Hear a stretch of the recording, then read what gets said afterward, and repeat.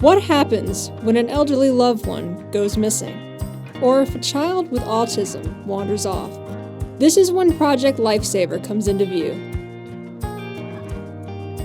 Back in 1999, the Chesapeake Sheriff Office, John Newhart, and also Gene Sanders, the Chesapeake captain, got together because they felt that this Alzheimer's disease was going to be in a crisis based on the specific data that was up in the scientific community. So they decided to have a program and said, hey, how can we hear the needs? Because if you ever been into a search and rescue, it takes a lot of resources.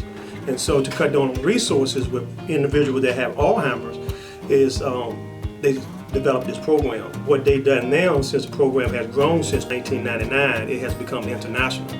They give us training, they give us resources, they give us equipment and security. And what that does, that cut down on the time, response, and the motto of Project Lifesaver is to bring our loved one home. This has been a successful program. I've been a part of the program for the last 22 years. Once I go out to the house, after I explain the program to them, I supply a wristband. And each individual wears a wristband on the wrist or ankle, and it emits a signal. It's non-audible. We have receivers. Those trained officers has receivers in the car. Each individual have their unique frequencies that has been approved by FCC, and they wear that 24 hours days and 7 days a week. They don't take it off unless they have a medical appointment or something like that. Project Lifesaver International, they keep their equipment simple. They look for the latest technology, but the concept is the radio technology.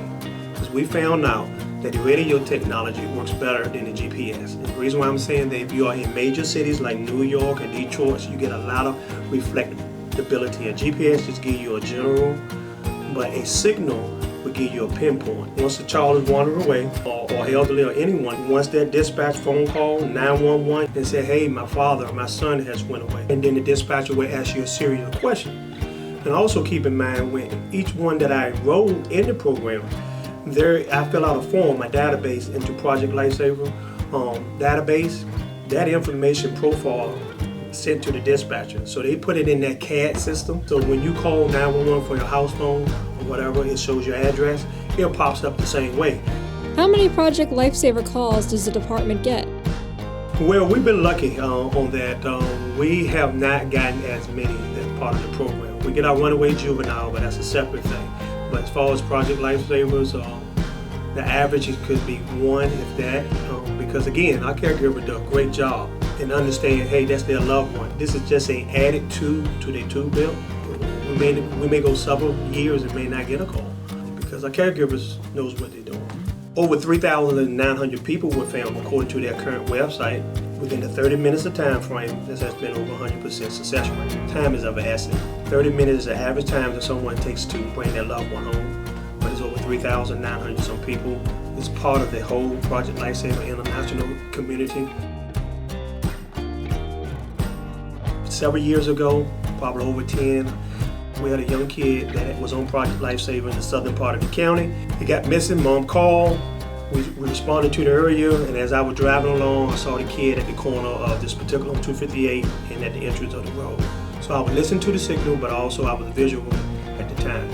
So it was back in 1999 when the then Sheriff Charles Phelps approached the Smithfield Lions about this newly launched program called Project Lifesaver and asked for our financial support. So we've been supporting the Isle of Wight County Sheriff's Department financially on this program for well over 22 years now, and we are continuing to happy support the Sheriff's Department in this program.